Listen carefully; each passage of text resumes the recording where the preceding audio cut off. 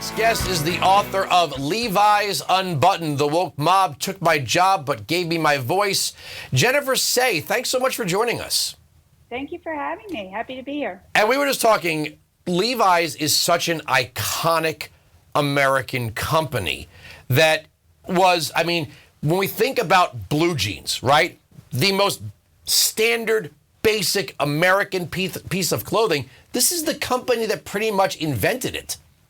They did invent the blue jean in 1873. They have the patent for it. Unbelievable. And you started as a gymnast and made your way to, was it brand, what was it, brand dip? What was your official title? I was the Levi's brand president. Right. And I reported to the CEO, and it was definitely the succession job for CEO. How did it all come crashing down? Because one amazing thing that I've learned is, and I don't think that any one thing makes anyone become a conservative, but it's the old saying that a liberal's a conservative who hasn't been mugged yet. It seems like, you know, whether you're Barry Weiss or you or anyone, you step out of order and the woke mob comes for you, even if you think, well, hey, what did I really do here? Well, I'd been at the company. At the end of my career there, I was there almost 23 years, which is very unusual in today's world, as you know, to stay in a place so long. But in March of 2020, when lockdown started and schools closed, I was very outspoken about schools in particular, public schools being closed and the harms that would be done to children. And for 2 years, I continued speaking out on the subject. I was encouraged to stop repeatedly, and I refused, basically, because I said, you know, I'm all about this principle of protecting children. And 2 years into that advocacy, they told me there was no longer a place for me in the company. And I was offered severance to stay quiet, essentially, hush money with the, you know, signing of a non-disclosure agreement. And I didn't do that. I quit without taking the money so that I could come and talk to you and write this book. I remember when it first happened, and I thought, wow, you know, that sum of money was probably pretty good, that most people, I don't even know what I would do in that situation. Most people would probably say, all right, I'll take your money. This is, you know, that's more important than speaking my mind. That is beyond courageous of you to take that risk and write a book about it. Well, it was a lot of money. It was $1 million, just over $1 million. It's a lot of money. I have days still where I'm like, what did I do? Was that the smart thing to do? But, you know, one of the points that I was making over the course of the 2 years and standing up against the lockdowns and closures was that I have a right to say these things. Just because I'm an employee of a company, that doesn't mean I don't have a right to free expression. And so I felt taking the money to stay quiet would be hypocritical, and I would be sacrificing my own integrity and these values that I said I cared so much about, which I do. I care enough to give up that money. So that's why I did it. I'm not going to question your political makeup here. So when I throw this out there, I'm not trying to bait you into anything.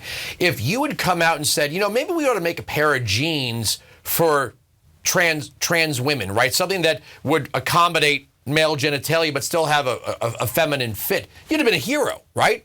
If you had come out on some woke issue and really, you know, made it your thing, I don't think most corporations would have fired you for it.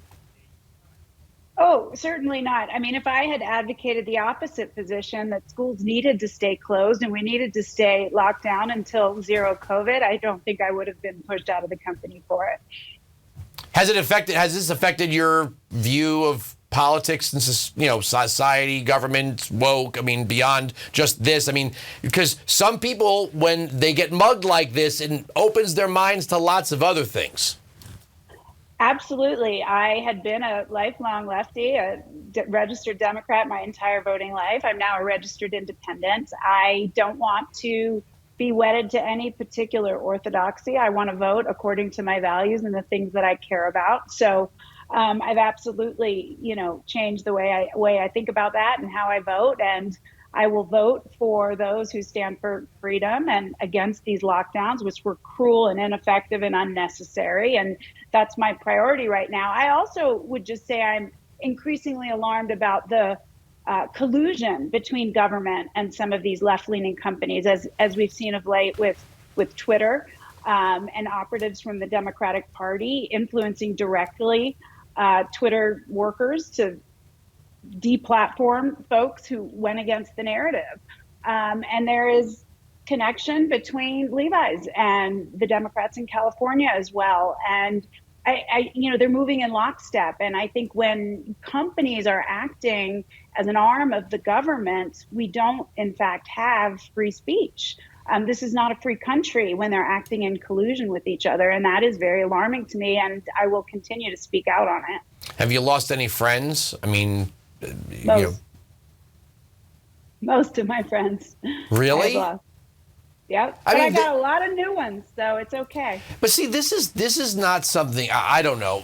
I don't think this was an unnecessary controversy. I think people who said, wait a second, these lockdowns might do more harm than good. The masks might not be effective. The imposition of the 6-foot social distancing rule was based on a pandemic from 100 years ago. It might not make sense today. It wasn't like people that dissented from this took some extreme position, some position that was completely contradictory. I mean, you'd think asking questions and seeking more science and hearing more voices and not bottlenecking this down to, 1 or 2 doctors in the federal government.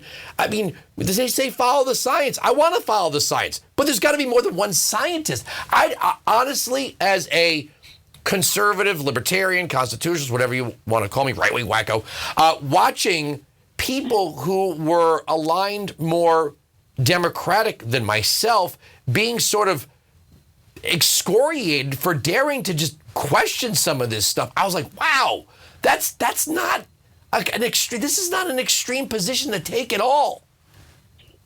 It absolutely wasn't. And I grounded myself in data.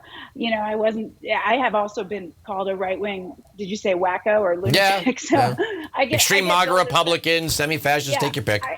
QAnon is the other one I get quite a bit for veering just this one step and asking questions and challenging these cruel and ineffective policies. I was shunted from the party, from my community, from my company, from my city.